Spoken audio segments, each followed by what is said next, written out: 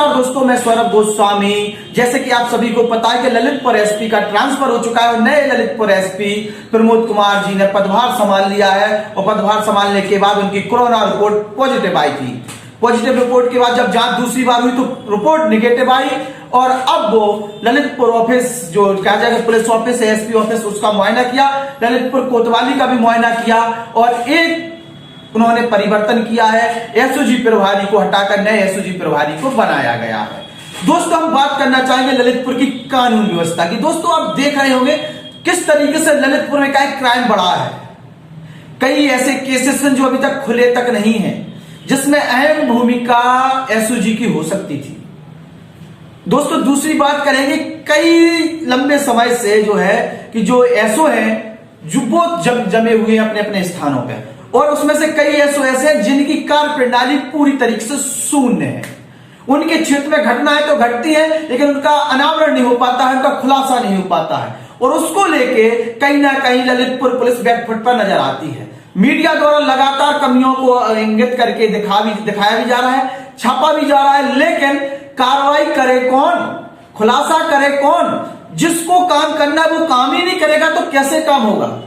नई चुनौतियों के साथ ललितपुर एसपी ने पदभार तो संभाल लिया। अब देखने वाली बात होगी कि प्रमोद कुमार जी किस तरीके से ललितपुर को चलाते हैं, ललितपुर की कानून व्यवस्था को सुधारते हैं। दोस्तों, हम कुछ चीजों पे बात करना चाहेंगे यार, और ललितपुर एसपी को संदेश भी देना चाहेंगे कि ललितपुर में क्या क्या समस्याएं हैं। सबसे पहले तो ललितपुर एसपी को तत्काल रूप से जितने भी एसओस हैं उनका ट्रांसफर कर देना चाहिए और कई एसओ को तो काम में एक आ जाके दूसरे का चार्ज भी नहीं देना चाहिए। दोस्तों, कई एसओ उनके कार्य आप देख सकते हैं किस तरीके से उनकी कार्य प्रणाली है, कितनी शिकायतें, कितने केसेस उन्होंने वहां से एक अनावरण की है। चोरी डकैती जो भी आपके सामने आई होगी, मारपीट की घटना है, भूमि से जुड़े विवाद सामने आए होंगे, उस पर पुलिस ने क्या किया। और अब तो भैया ललितपुर पुलिस में कुटाई के भी सिलसिला चल चुके हैं, तो कई लोगों की कुटाई भी हो चुकी है, उस पर भी अभी तक कुछ नहीं दिखाई दे रहा है, क्या हो रहा है क्या नहीं हो रहा है। तो इसको बदलने के लिए ललितपुर एसपी को सबसे पहले एसओस का ट्रांसफर जरूरी है। जो एसओ एक साल से ऊपर से जमे हुए उन्हें हटाने की बहुत जरूरत है। जब तक उन्हें हटाएंगे नहीं तब तक नए तरीके से एक नई उमंग के साथ काम करते हुए नजर नहीं आएंगे, या जो कहेंगे प्रमोद कुमार जी चाहते हैं वो नहीं कर पाएंगे अगर इन एसओ को नहीं हटाया तो। दूसरी चीज सबसे ज्यादा जरूरी है, एसओ से नीचे जो एसआई है जो चौकियों पर जमे हुए हैं, कई जगह जो कोतवालियों में एसआई जमे हुए हैं, उनका ट्रांसफर बहुत जरूरी है। इनकी जड़ें बहुत गहरी हो गई, इनकी जड़ें इतनी गहरी हो चुकी है कि कप्तान तो आदेश करेगा, कप्तान ने कोई आदेश किया, कप्तान खुद फील्ड में कहा जा रहा है कि कप्तान उसको संभालेंगे। काम तो करना है कोतवाल के लिए, एसओस के लिए और एसआई जो है उनके लिए। अब ऐसी स्थिति में इनके परिवर्तन करना बहुत जरूरी है। कई एसआई राजनीतिक संरक्षण प्राप्त है, कई कोतवाल जो है एसओ है वो राजनीतिक संरक्षण प्राप्त है, उन्हें हटाने की बहुत जरूरत है प्रमोद कुमार जी के लिए। और प्रमोद कुमार जी के लिए सबसे बड़ी चैलेंज होगा राजनीति और राजनेता। ऐसे लोग जो राजनीतिक रसूख रखते हैं और राजनीति में जब आते हैं तो सबसे ज्यादा पुलिस पर ही टारगेट करते हैं। ऐसे नेताओं से कैसे बचेंगे एसपी, ये भी देखने वाली बात होगी। और इनके चहेतों को जैसे ही आप हटाएंगे आपके ऊपर प्रेशर आना चालू हो जाएगा, आपसे पूछा जाएगा आपने क्यों हटाया, उनके कामकाज ठप हो जाएंगे, क्योंकि यही एसओ मिलकर उनका व्यवखरण कराते हैं, उनके नंबर 2 की गाड़ी घोड़ा निकालवाते हैं और भी तमाम अनलीगल तरीके से सहयोग होता है, चाहे भूमि के विवाद हो चाहे और भी विवाद हो। तो ऐसे में ट्रांसफर करना बहुत अनिवार्य है। थकी नजर आ रही है ललितपुर पुलिस और ऐसी थकी ललितपुर पुलिस के साथ हमें नहीं लगता कि प्रमोद कुमार जी काम कर पाएंगे। जिस तरीके से उनके बारे में जानकारी निकाली है, सरल स्वभाव जरूर है, देखने में बहुत आसान लगते हैं, लेकिन उतनी ही तेज उनकी कार्य प्रणाली है। और एसओजी प्रभारी का ट्रांसफर जो उन्होंने किया है, इससे साफ नजर आ रहा है कि उनके उद्देश्य क्या है।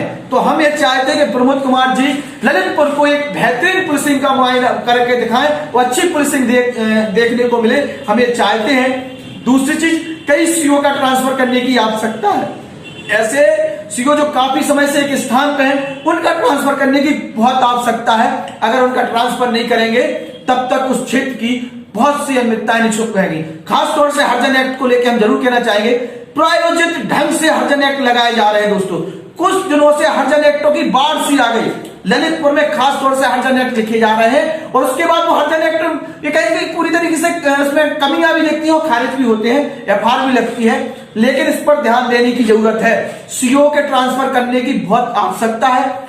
जब तक ट्रांसफर नहीं करेंगे जब तक नयापन आएगा नहीं, चाहे वो मेला थाना हो, चाहे आपकी शहर कोतवाली हो, चाहे तालबेट कोतवाली हो, चाहे महरौनी कोतवाली हो, चाहे पाली कोतवाली हो, चाहे पूरा कला हो, चाहे और भी थाने जितने भी नारायण हो, तमाम प्रकार के जितने थाने हैं, आपको कहें कि मड़ावरा हो और भी पूरा कला बार जितने, सबको हटा देना चाहिए।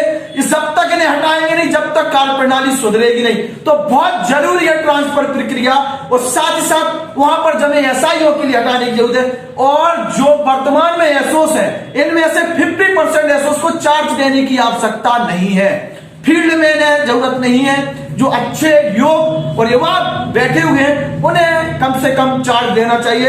आशा यही करते हैं कि प्रमोद कुमार जी पूरी कुशलता के साथ, पूरे विचार विमर्श के साथ कार्रवाई करते हुए नजर आएंगे, ट्रांसफर करते हुए नजर आएंगे, ताकि ललितपुर में कानून व्यवस्था सुधरी रहे, कानून का राज हो। जो चोर है, जो दारू माफिया है, जो खनन माफिया है, जो भूमि पे कब्जा करने वाले हैं और भी तमाम प्रकार से पावर का उपयोग करते हैं, उन सब पर लगाम लग सके।